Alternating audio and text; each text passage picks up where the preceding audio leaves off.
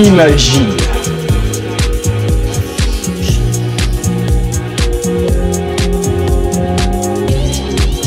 Imagine.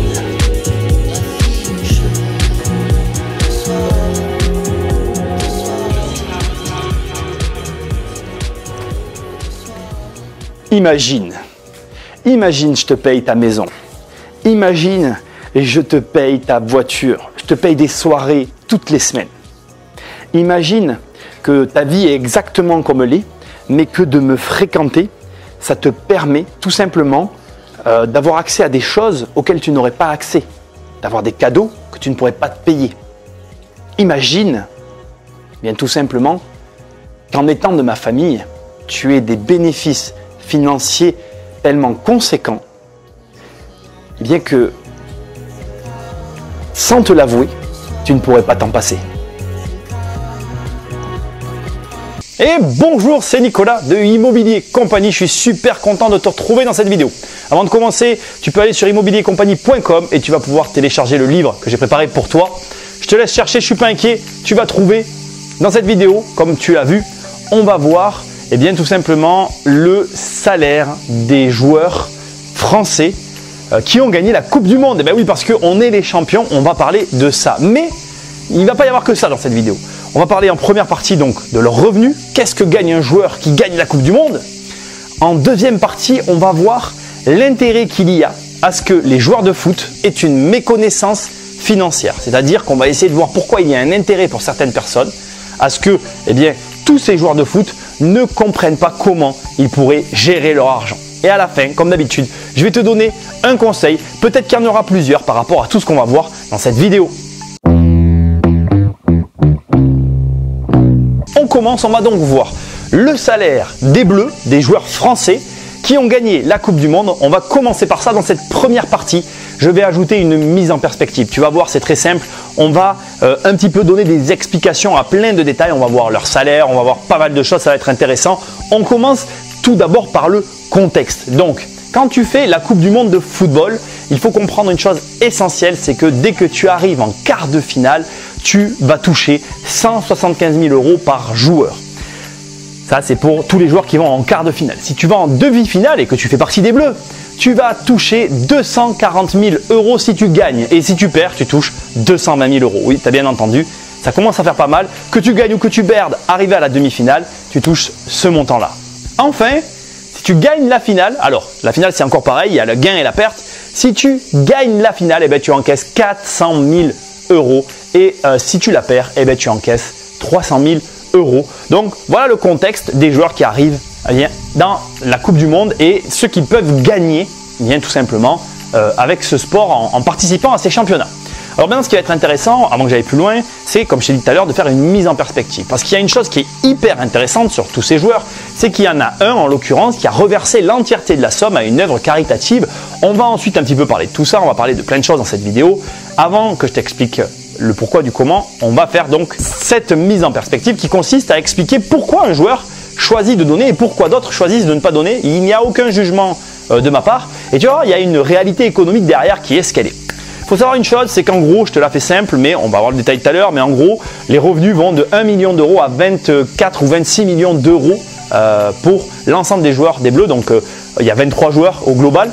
Et les moins bien payés touchent environ 1 million d'euros à l'année. Les mieux payés touchent 26 millions d'euros à l'année.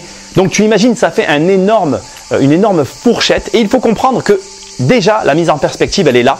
C'est-à-dire que quand tu encaisses 400 000 €, tu encaisses, si tu gagnes 1 million d'euros, 40% de ton salaire sur une compétition, alors que pour d'autres, tu encaisses une fraction de tes revenus. Je t'expliquerai après le cas des Anglais à la fin de tout ça, de l'explication. Donc reste jusqu'à la fin de la première partie, ça va être intéressant et tu vas comprendre plein de choses. Ce qu'il faut comprendre donc, c'est que en fonction de tes revenus, tu peux ou tu ne peux pas reverser de l'argent. Et déjà, ça explique pourquoi un de ces joueurs, donc un de ceux qui gagnent 17 et quelques millions d'euros par an, a pu reverser cette somme parce que la part de son revenu par rapport à la part encaissée sur la Coupe du Monde, ceci explique cela, ça peut être reversé, ça ne reste qu'une fraction de quelque chose qui rentre en permanence. Alors, que gagnent les joueurs de la Coupe du Monde? Alors le numéro 1, c'est Griezmann. Il touche 26 millions d'euros à l'année. Et à ça, tu ajoutes les contrats publicitaires soit environ 10 millions d'euros de pubs qui s'ajoutent à ses revenus. Juste derrière lui, on a Paul Pogba qui fait 22 millions d'euros à l'année avec 5 millions d'euros de contrats publicitaires et c'est déjà beaucoup d'argent. Ensuite, on a Kylian Mbappé qui lui fait 17,5 millions d'euros de revenus annuels. Tu sais maintenant quelle est la personne qui a choisi de reverser l'intégralité de ses gains. Après, on a Ousmane Dembélé qui fait 12 millions d'euros par an. Et enfin, on a Raphaël Varane qui fait 4,6 millions d'euros par an. Et après, on redescend petit à petit jusqu'à 1 million de revenus pour la personne qui touche le moins, finalement, qui a le moins gros salaire de l'ensemble de ces footballeurs. Voilà, tu viens d'avoir un panel global donc de ce que gagnent les footballeurs à participer à la Coupe du Monde. Tu vois à peu près ce qu'ils gagnent indépendamment de la Coupe du Monde et tu comprends maintenant pourquoi certains peuvent se permettre de redonner finalement l'argent qu'ils gagnent alors que d'autres pas forcément. Il y a une chose importante que je veux que tu saches à ce stade. Tu es sur la chaîne des investisseurs. Si tu fais partie de la famille des investisseurs, pour toi 400 000 euros, enfin en tout cas dans ma tête c'est tout de suite un immeuble ou la moitié d'un immeuble selon là où tu achètes ou un grand appartement selon dans quelle ville tu es ou un petit appartement selon dans quelle ville tu es. Ça représente quelque chose. Et il faut que tu saches qu'en fait ce qu'il y a de vachement intéressant c'est que encore une fois, en fonction de l'argent que tu es capable de générer, cette somme, elle ne va pas avoir le même impact dans ta vie. Et ça, c'est vachement important que tu le gardes en tête.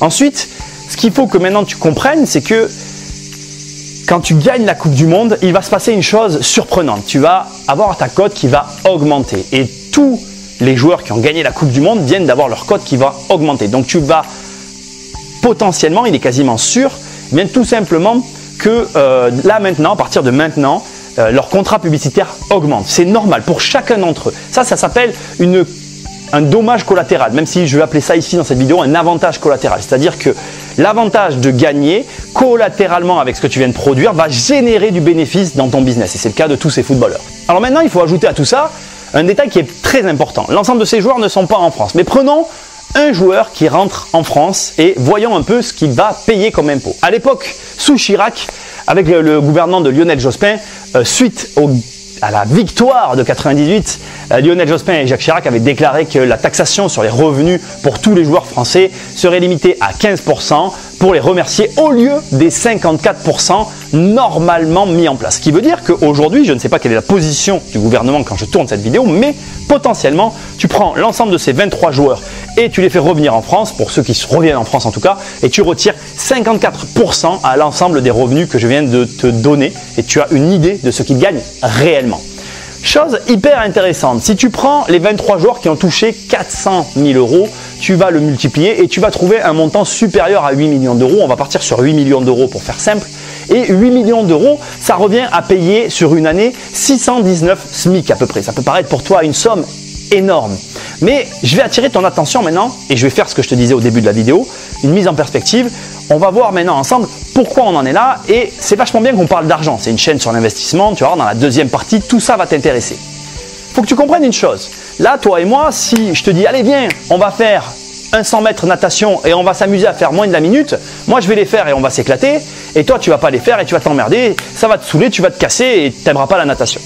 Si par contre on prend un ballon tous les deux et qu'on va jouer au foot, même si tu sais pas jouer et que je sais pas jouer, on va arriver à s'amuser à faire des trucs. Le football c'est un sport lucratif, simple, accessible et tu as énormément de gens qui vont regarder le football, tellement de gens que ça va générer de tels revenus. En fait, ce qu'il faut que tu comprennes, c'est que les chiffres qu'on voit sont en corrélation avec la captation qui est capable d'amener le football. Entre les maillots pour les sponsors, le nombre de gens qui regardent, la motivation, l'accessibilité. Toi ou moi, on se met au foot très jeune, on fait ça pendant 15-20 ans. Donc en gros, tu commences jeune adolescent et tu vas jusqu'à la vingtaine et tu fais ça. Si tu deviens professionnel, tu te retrouves avec une carrière et des gains financiers que tu n'aurais jamais pu avoir, surtout si tu n'aimes pas l'école et que tu n'as aucun potentiel dans aucun autre domaine. Ça reste un sport accessible et ça lui donne tout ce côté fabuleux qu'il y a un peu autour avec ce qu'il y a en plus, c'est-à-dire les paillettes, l'argent, etc. Mais tu vas voir, encore une fois, tout est bien réfléchi derrière tout ça, mais on va en reparler. Donc, la mise en perspective. Moi, j'ai fait du sport à haut niveau, tu le sais peut-être pas, j'en parle pas beaucoup. J'étais dans une classe où il y avait beaucoup de sportifs, dont des footballeurs. L'un des plus connus était Djibril Cissé. Et dans cette classe-là, ce qu'il y avait d'amusant, c'est que moi, à cette époque-là, j'avais un niveau international et Djibril aussi, national, je crois, ou international, peu importe. Enfin, on avait tous des bons niveaux, quoi. Il y avait des judokas, il y avait des tennisman, mais il y avait beaucoup de choses. Bon, bien évidemment, en termes de salaire, j'étais, je crois, un des moins bien payés, pour ne pas dire un des pas payés de la salle. Et c'est là où je vais faire ma mise en perspective. Ne crois pas que les footballeurs étaient les mieux payés, pas du tout. Dans le lot, Il y avait les tennisman qui se dégageaient pas mal, mais il y avait surtout un golfeur. Et crois-moi, si je n'avais pas été en classe avec un golfeur, eh bien, je n'aurais jamais eu notion. Alors, je ne vais pas te donner ces chiffres, ça n'a aucun intérêt aujourd'hui. Je te laisse faire des recherches, tu trouveras tout sur Internet. Mais regarde les revenus des golfeurs, c'est juste impressionnant. Je me rappelle très très bien, on avait 15 ans à l'époque, un truc comme ça. Et je me rappelle des contrats qu'il avait, de l'argent qu'il avait bloqué jusqu'à ses 18 ans. C'était colossal. C'était plus gros que ce que pouvaient avoir les joueurs de foot. C'était plus gros que tout ce qu'il y avait dans la salle. Et c'était juste démesuré. Bref, c'est la vie, c'est comme ça. Ce que je veux te dire, c'est quoi? On revient maintenant au point. Je te disais que le sport, tel que le foot, était un sport populaire, un sport qui touchait tout le monde. Mais maintenant, regarde ce qu'il y a de très intéressant. C'est que le golf s'adresse plutôt à une élite, à des gens qui ont déjà de l'argent. Et ce qu'il y a de très intéressant, c'est qu'il y a plus d'argent dans le golf que dans le foot. Pourquoi? Parce que la moyenne de ceux qui font du golf ont une moyenne de salaire supérieure à ceux qui regardent le foot. Le foot, en gros, c'est le volume, la masse qui génère beaucoup d'argent de par le volume, alors que le golf, c'est plutôt l'élite et le petit nombre qui gagne plus va générer plus d'argent que la masse qui, elle, génère déjà pas mal d'argent. Je trouvais que c'était un parallèle intéressant à faire et ça te donne une matière à réfléchir. Enfin, et juste pour finir, je vais maintenant te donner une dernière mise en perspective pour revenir un peu au sujet de base sur les revenus que vont générer les joueurs de foot, dont les Bleus. Bravo les Bleus d'ailleurs pour cette magnifique victoire. Les Anglais, et en l'occurrence David Beckham, avaient initié ce mouvement. À chaque fois qu'il gagnait une Coupe du Monde, ils reversaient toute l'équipe l'intégralité de leurs revenus à des associations. Et ça a produit un phénomène très intéressant. Ça a tout simplement augmenté leur cote et augmenté leurs gains à court terme. Alors pourquoi Beckham avait fait ça? Parce que dans le cas de Beckham, on était encore sur des revenus supérieurs, complètement délirants.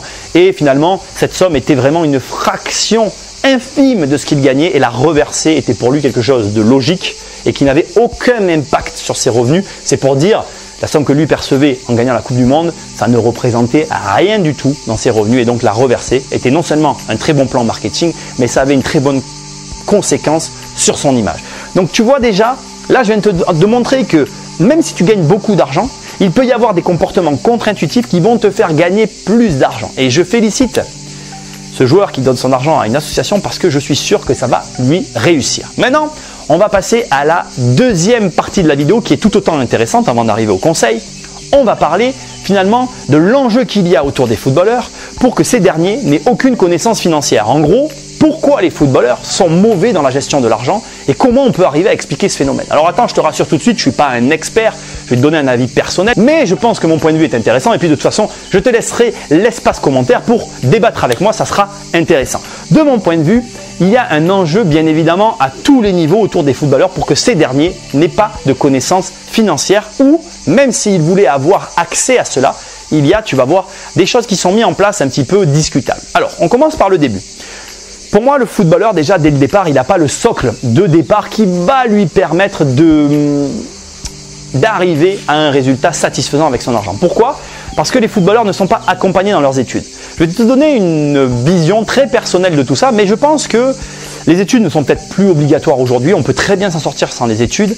Et pourtant, j'ai cette sensation qu'il faut qu'il y ait un socle commun. Alors pour la France, je dirais que c'est le bac. À toi de voir là où tu veux le mettre. Mais je pense qu'il faut qu'il y ait un socle commun, un socle de base que tout individu devrait avoir, qui lui permet finalement d'avoir une espèce d'ouverture, une espèce de positionnement que ne vont pas avoir ceux qui n'ont pas le bac. Alors en l'occurrence, moi je parle du bac parce que quand je rencontre des gens, que je fais travailler des gens sur mes chantiers ou que je fais travailler des gens dans mon entreprise, peu importe où, je fais une distinction. Je suis quelqu'un de très ouvert et je laisse sa chance à tout le monde. Mais je note quand même je fais une distinction dans le comportement, pas toujours, mais de manière générale, encore une fois. Il y a des exceptions, mais bon voilà. Il y a certaines personnes qui n'ont pas le bac et je vois une différence. Et je pense sincèrement que les footballeurs devraient aller jusqu'au bac. Déjà, rien que là, il y a un enjeu, de mon point de vue, pour leur donner le goût de la lecture, pour leur donner le goût de plein de choses. Parce que naturellement, ce ne sont pas des choses qu'on fait déjà nous-mêmes. Même moi qui ai des bases juridiques, etc. Je ne vais pas mentir, la société actuelle ne nous encourage pas à lire, elle ne nous encourage pas à avoir ce genre de comportement. Donc si tu n'as pas une base de départ qui aujourd'hui, c'est vrai qu'elle est un peu désuée, eh bien c'est compliqué. Bon. Ça, cette chose, c'est dit, on revient à l'intérêt. Alors, quels sont les intérêts? Qui a des intérêts à ce que les footballeurs n'aient pas de culture financière? Alors, voilà comment je vois la chose. Pour moi, il y a 3 cercles. D'accord? Ces cercles, tu vas voir, ce sont des cercles que je vais t'expliquer et chacun de ces cercles a un intérêt différent mais chacun de ces cercles a un intérêt réel à ce que le footballeur n'ait pas de connaissances financières. Alors pour moi, le premier cercle, celui qui est le plus proche du footballeur, c'est le cercle privé. Donc dans ce cercle, on va retrouver la famille, les amis et les amis par intérêt. Je vais t'expliquer chacune de ces catégories. C'est facile à comprendre. En fait, quand tu gagnes beaucoup d'argent, je peux t'en parler si tu veux, c'est mécanique, les gens autour de toi en profitent. Moi, les gens autour de moi profitent de l'argent que je gagne, c'est normal. La sphère privée est la première impactée par l'argent que tu gagnes. Je te donne des exemples. Le logement, un footballeur qui gagne très bien sa vie va facilement acheter un logement à ses parents, c'est normal, c'est ok. Mais du coup, il y a un intérêt pour ces personnes qui n'est plus neutre, qui est financier, à ce que la personne en face d'eux leur achète ce logement. Parce que aujourd'hui, par exemple, je prends le cas du logement. Moi, je fais de l'immobilier, donc comment t'expliquer? Le logement, pour moi, c'est réglé depuis très longtemps. J'ai ma résidence principale, voilà, c'est normal. Les coordonnées ne sont pas toujours les plus mal chaussées. Si tu veux, quand tu sais faire de l'immobilier, c'est normal que tu aies ta maison. Voilà, moi j'ai ma maison, point, l'affaire est réglée. Et si tu veux, un footballeur qui gagne beaucoup d'argent, il va acheter une maison à ses parents. C'est la charge la plus grosse de tous les ménages. Tu enlèves cette charge, c'est le plus beau des cadeaux que tu peux faire. Si demain tu gagnais de l'argent, tu le ferais, c'est normal. Peut-être même tes frères et sœurs. On est tous pareils. Quand tu vas voir un gagnant du loto, tu lui dis quelle est la première chose que tu ferais? Je ferai plaisir à mes proches. Et la sphère privée, la sphère familiale et privée, proche, c'est la première sphère qui a un intérêt à ce que la personne n'ait pas de culture financière. Alors attention, certains parents vont alerter leur enfant en leur disant « mon fils, fais attention avec l'argent, etc. » Mais comme ils en bénéficient, comme ils ont directement un intérêt à ce que leur fils finalement les aide, à partir de là, on rentre dans une espèce de conflit d'intérêts qui est complexe. À cela s'ajoutent les amis maintenant. Tu vas avoir tes amis. Alors déjà, tu vas t'en rendre compte, c'est comme ça, c'est la vie, tu vas perdre tes amis avec l'argent. Il y a des amis qui vont plus venir parce qu'ils ne peuvent pas suivre, et ça, fatalement, c'est normal. C'est-à-dire qu'ils vont voir que ton train de vie augmente, et eux, ils ne pourront pas suivre en fait. Et ça, voilà. Moi, j'ai fréquenté le milieu des footeux à 2 reprises dans ma vie. Une première fois, on va plutôt prendre ce doigt-là, une première fois quand j'étais en sport-études, et une deuxième fois parce que j'ai fréquenté ce milieu-là pour diverses raisons. Et je peux te dire qu'il faut avoir ce qu'il faut pour suivre. Moi, j'ai suivi jusqu'à un certain point, après j'ai dit stop parce que bon, ça partait dans des délires total. C'est un milieu super agréable. C'est clair qu'ils n'ont pas de problème financier. Bon bref, tu as compris, on n'a pas la même culture financière. Voilà. Mais j'ai quand même suivi, j'ai quand même bien rigolé. J'ai des soirées exceptionnelles à raconter qui seraient drôles d'ailleurs. D'ailleurs, si tu fais des recherches sur la chaîne, je ne vais rien dire. Il y a une vieille vidéo où je raconte une histoire que j'avais passée d'ailleurs dans le lot avec les personnalités qu'il y avait dans cette soirée-là. Tu feras des recherches. Ça peut être amusant. Et je te laisse chercher, je ne mettrai même pas de lien. Dans les premières vidéos, dans la voiture, je te donne un indice. Voilà. Donc, dans la sphère privée, les amis, il y a une partie que tu vas perdre et ceux qui vont rester sont ceux qui sont réellement là en vrai amis. Et souvent, ce sont des amis de longue date. Mais bon, voilà, ça c'est cool, il faut les garder, les préserver, il faut tout faire pour qu'ils se restent là. Et crois-moi, pareil, quand tu as de l'argent, des fois, tu es maladroit et tu fais des erreurs et tu peux les perdre bêtement. Alors là, message à tous les footballeurs, faites gaffe les mecs. Et à tous ceux qui gagnent de l'argent d'ailleurs. Préservez vos amis. Des fois, on fait des erreurs à la con, moi ça m'est déjà arrivé, c'est débile. Bon voilà, c'est la vie, mais il faut essayer de les préserver. C'est pas, voilà, bref. Et après, il y a la dernière catégorie, les amis qui arrivent en fait. Tu vois, ça aussi, demain, tous ceux qui vont gagner d'un coup de l'argent savent de quoi je parle. Dès que tu as de l'argent, d'un coup, tu as des gens qui viennent autour de toi. Tu les avais jamais vus avant, ils veulent devenir tes potes, ils sont toujours plus ou moins là. Voilà. Et il faut arriver à avoir du discernement par rapport à ces gens-là. Et toute cette sphère que je viens de te donner là, c'est la sphère que j'appelle privée, le premier cercle autour du joueur de foot. Et déjà là, on trouve à toutes ces personnes des intérêts pour que le joueur en fait dépense de l'argent. Alors tu vas avoir la famille, comme je te l'ai dit, les amis aussi qui vont vouloir en profiter et les amis par intérêt qui eux sont là que pour ça. Bon, ok, ça c'est bon, on l'a vu. Ce sont déjà les premières personnes qui ont intérêt à ce que le joueur n'ait pas de connaissances. Maintenant, le deuxième cercle, qui est finalement le contexte dans lequel le joueur évolue. Alors là, c'est un contexte particulier. On va parler réellement du cœur de la chaîne. On va parler d'immobilier maintenant, tu vas voir. On va faire des parallèles. Les joueurs évoluent dans un contexte, donc dans un contexte de joueurs de foot où chacun a des gains financiers, où chacun évolue, etc. dans le club.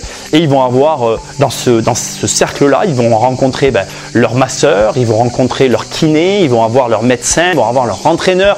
Ils vont avoir vraiment, dans ce cercle-là, les gens avec lesquels ils évoluent au quotidien. Et crois-moi, pareil, pour avoir évolué un petit peu dans ce milieu-là, dans le milieu des sportifs de haut niveau, tu as des personnes qui sont détachées, entre guillemets, qui sont là, qui sont... Je ne trouve pas mon mot, en fait, ils sont amenés, on les suggère fortement comme étant le conseiller financier de l'équipe en question dans laquelle se trouve le joueur. Alors, il y a un premier phénomène dont je dois parler avant d'aller plus loin, c'est le phénomène qu'on a tous, c'est un phénomène humain, qui est que lorsque la masse est en accord avec quelque chose, si je te mets dans cette masse-là, tu vas avoir tendance à être d'accord avec ce avec quoi la masse sera d'accord. Je vais te le traduire par rapport à ce que je suis en train de dire. Si je suis un joueur de foot, on me met dans une équipe, il y a une quinzaine, une vingtaine de joueurs autour de moi, les 15-20 joueurs sont quasiment tous conseillés par ce conseiller financier, ben je vais avoir tendance à prendre le même conseiller qu'eux. Parce qu'ils sont tous chez lui. Et parce que dans les discussions, on va dire ah, mais lui il m'a fait gagner ça, ben moi aussi, nanana, nanana. Et finalement, tu suis la masse. Et comme tu n'as pas de connaissances, tu t'en remets à la personne à laquelle tout le monde se remet. Et là aussi, il y a un intérêt. Ces gens-là, et je t'en parlerai après, sont des conseillers financiers, mais des conseillers financiers particuliers. Leur clientèle est souvent exclusive à des joueurs de foot et leurs conseils sont les conseils de tous les gestionnaires de patrimoine lambda qu'on trouve sur le marché, c'est-à-dire qu'il y a des accords tacites en arrière qui sont passés avec différents programmes, etc. Je vais te raconter une petite histoire que j'ai vécue qui est réelle d'un bâtiment sur lequel on va proposer des logements qui ont été vendus à des joueurs de foot. Il y avait donc dans ce bâtiment plusieurs logements qui ont été vendus pour l'ensemble du bâtiment à diverses personnes en investissement locatif. Et il y avait un pack de logements, je vais dire ça comme ça, qui ont été vendus à une équipe, enfin à des joueurs d'une équipe. Plusieurs joueurs, en passant par le gestionnaire, ont acheté plusieurs logements. Et je te le donne en mille, ils vendaient les logements à 50% de la valeur payée. Alors tu vas me dire, oui mais Nicolas, par rapport à ce qu'ils gagnent, il n'y a aucun problème pour eux. Oui mais non, parce que quand tu t'es mal conseillé, si toute ta fortune elle est divisée par deux parce que le mec a mal placé l'argent, à la fin, ton train de vie il est divisé par deux. Et quand tu n'as pas de culture financière, c'est compliqué. Moi comme je le dis souvent, quand tu as voyagé en première classe, c'est toujours compliqué de voyager en seconde. C'est très difficile de revenir en arrière. C'est pas quelque chose de naturel. On s'habitue très vite au luxe en fait. Je suis désolé de dire ça, mais c'est réel. Et donc si tu veux, tu as des cas comme Maradona. Regarde, tu feras des recherches, tu as beaucoup de joueurs qui ont tout perdu, mais parce qu'il y a un réel intérêt. Encore une fois, voilà, là je viens de te montrer donc le premier cercle, maintenant je suis au deuxième cercle. Tous ces gens ont intérêt à ce que ces joueurs ne savent pas gérer leur argent. Pourquoi? Parce que le gestionnaire a des enjeux financiers derrière, il a des accords. Et s'il vend ces produits-là, il gagne plus plutôt que s'il en vend d'autres. Et donc lui, je ne vais pas dire qu'il s'en fout des joueurs, mais sa mise en perspective à lui, elle est la même que celle que moi je t'ai fait tout à l'heure entre le golfeur et le joueur. Lui, il se dit, moi je gagne quoi? 10 ou 20 000 euros par mois, tandis que lui, il gagne 2 millions d'euros. C'est pas grave. S'il perd 500 000 euros, c'est pas grave. Sauf que s'il perd 500 000 euros fois le nombre de fois où le mec l'aura mal conseillé, ça peut devenir grave. Donc dans ce deuxième cercle, c'est un cercle plutôt contextuel, dans le contexte dans lequel évolue le joueur, et un cercle qui est aussi beaucoup influencé par le groupe. Et ça, c'est très compliqué pour le joueur de s'extirper de ça. Je pense que pour ne pas être soumis aux pressions de ce cercle-là, il faut avoir une famille dans le premier cercle qui est vraiment présente, qui soutient et qui a une vraie, pour le coup, connaissance financière. Parce que si elle est là en support, elle pourra dire attention mec, fais pas ça, fais ça comme ça, surveille ça. Tu vois, avec un vrai support derrière, peut-être que le joueur peut s'en sortir. Et maintenant, on va partir au troisième cercle. On va parler un petit peu d'une légende urbaine que je vais un petit peu démystifier. Et là, tu vois, on va rentrer dans un cercle beaucoup plus éloigné où les enjeux ne sont pas directs et où là encore, le manque de culture financière pour plein de gens fait des fois cruellement défaut. Alors, dans ce cercle, on va retrouver quoi? Les dirigeants de clubs, les dirigeants de la ville, parce que je vais te donner un fait qui est peut-être pour toi pas évident à intégrer, mais sois au clair avec ça. Il y a un intérêt pour, par exemple, une ville à ce que certains joueurs soient dans la ville. Il y a un intérêt au-delà du club à ce qu'une ville ait une équipe avec des têtes d'affiche, parce que tu vas attirer du monde et mécaniquement l'économie sera tirée par toutes ces personnes-là.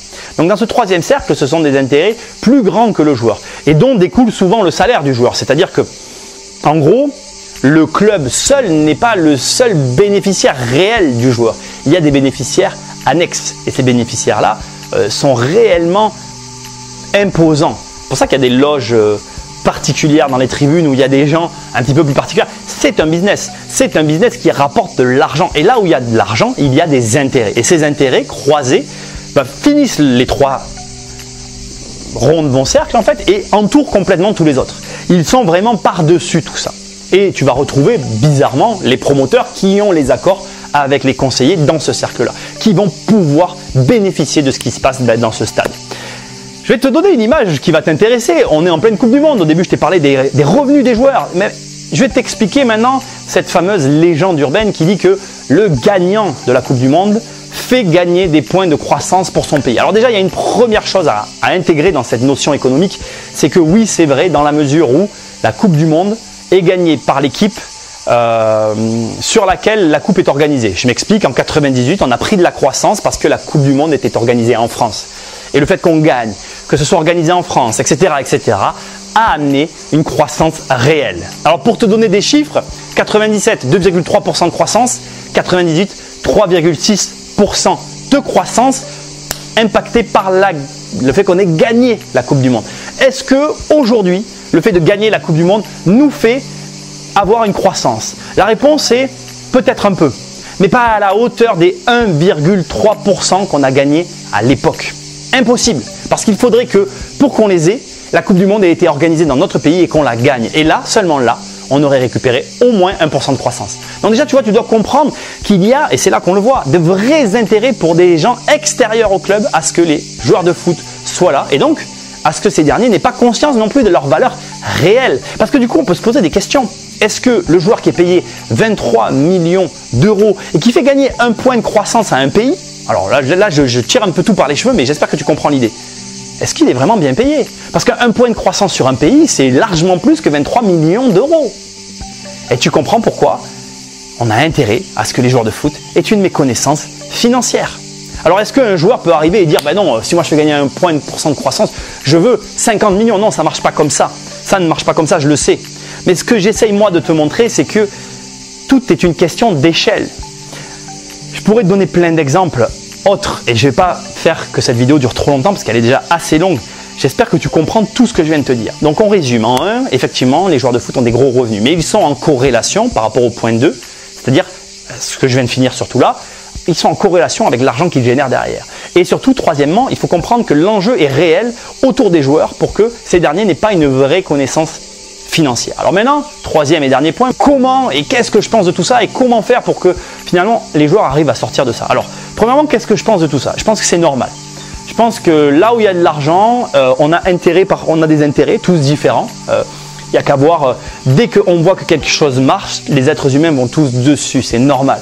C'est pour ça que beaucoup de jeunes veulent devenir footballeurs. Il y a la passion du sport et ça je ne l'enlève pas, mais il y a derrière, on ne peut pas le cacher, cet attrait financier qui n'est pas neutre. Aujourd'hui, le salaire moyen, il est aussi entre 1400 et 1800 euros. Quand on te parle de 26 millions d'euros de revenus par an, forcément, celui qui dit que ça ne l'impacte pas, c'est possible, mais c'est pas neutre. Tu as des gens qui basent leur carrière là-dessus. Et je pense que il faut l'accepter déjà. Pour commencer, moi j'ai accepté. Il y a eu une période de ma vie, quand j'étais sportif, je trouvais dégueulasse. Pareil, pour te donner un ordre d'idée, l'année où j'étais international en natation, j'ai gagné une compétition internationale et j'ai gagné un louis d'or. Et mes collègues à côté, ils gagnaient 20 000 francs par mois, ils gagnaient je sais pas combien de milliers d'euros, machin. Enfin, c'était des francs, bon bref, peu importe. Moi, j'avais gagné 500 francs à l'année, tout vrai, je l'avais payé. Oui, il y a une frustration, mais c'est comme ça, c'est le jeu. Je pourrais donner des chiffres des gagnants des JO de natation, de ce qu'ils ramènent en France, c'est ridicule. Tu as très peu de gens qui vivent de leur sport. Ceux qui en vivent sont ceux qui sont médiatisés et qui ont des sponsors et qui ont tout ce qu'il faut. Ce n'est pas le cas de tous les sports, il faut l'accepter avec le foot. Alors maintenant, comment faire quand on est un joueur pour arriver à se dire tel conseiller il est bon, telle personne c'est un bon conseiller? Alors déjà sur la chaîne tu regarderas, j'en ai interviewé une qui fonctionne comme moi. Déjà j'ai un conseil à donner qui sera valable pour toi mais pour tout le monde. En fait, les conseillers qui vont venir te vendre leur soupe, ils vont te dire que c'est gratuit. Ils vont te dire non, mais moi je vous conseille gratuitement, je vous propose des produits et vous inquiétez pas, je serai rémunéré sur le produit. En fait, finalement, leur commission elle est dissimulée en fait avec ce système. Tu ne sais pas combien tu les payes. Ils te proposent quelque chose, tu l'achètes et leur commission elle est dans le package. Et tu ne sais pas ni combien ils prennent en commission ou alors tu le découvres qu'à la fin.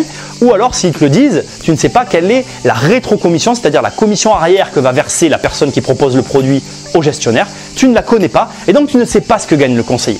Tu vas venir voir un mec comme moi je vais te dire voilà mec, c'est tant, donc je vais t'annoncer un chiffre qui est assez important, c'est vrai, ça en reboute certains, c'est comme ça, c'est la vie, mais au moins tu payes un conseil. Et moi j'ai rien à te vendre, je te vendrai aucun produit, par contre je t'aiderai à les trouver, et je vais te montrer comment faire, je vais t'accompagner. Donc tu vas te sentir un petit peu lésé peut-être au début, parce que tu vas dire attends, mais qu'est-ce que j'achète? Mais tu achètes mon conseil. Et là tu es sûr que le mec il ne te vendra rien. Première manière de l'identifier. Deuxième manière de faire, tu te cultives. Ok, le mec te propose quelque chose, très bien, tu lui dis j'ai noté, je reviendrai vers toi, une fois que j'aurai pris les renseignements. Tu as tout ce qu'il faut sur Internet aujourd'hui pour accéder à l'information. Renseigne-toi sur ce que te propose la personne en question. Aujourd'hui, ça c'est très facile et je pense que c'est plus difficile de vendre des programmes comme celui que j'ai évoqué tout à l'heure qu'à l'époque où il n'y avait pas tout ça. Il y a des gens comme moi qui font des vidéos, tu vas trouver tout ce qu'il faut en ligne. Donc, renseigne-toi, il n'y a rien de mieux à faire. Je ne t'ai pas dit de te former, je t'ai dit de te renseigner. C'est-à-dire que, ok, tu me demandes, souvent les mecs qui te vendent des programmes, oui il est là, il est bien placé, nanana. Ok, prends ta voiture, rends-toi sur place. Renseigne-toi autour, va sur Internet, regarde les constructions qu'a fait ce promoteur, regarde les logements qu'il a déjà livrés, prends les renseignements et va voir les programmes qu'il a livrés, regarde comment ils sont construits, sonne aux portes des habitants, est-ce que c'est bien construit, est-ce que vous avez eu des malfaçons, pose des questions, renseigne-toi, je viens de te donner des astuces très simples à mettre en place, que tu sois joueur ou non, tu fais ce que je te dis et tu verras tout de suite si c'est bien ou pas ce qu'on te propose. Et enfin, pour finir, je vais te donner un dernier conseil qui est complètement contre-intuitif, mais que je dois te donner parce que je sais que certains joueurs, ne sachant pas quoi faire de leur argent, le gardent sur un compte en attendant de trouver une idée. Là, c'est du conseil purement financier que je vais te donner et c'est du conseil très personnel, donc c'est un conseil que je pourrais te donner si tu me payais pour t'accompagner. C'est tout à fait le genre de choses que je pourrais dire.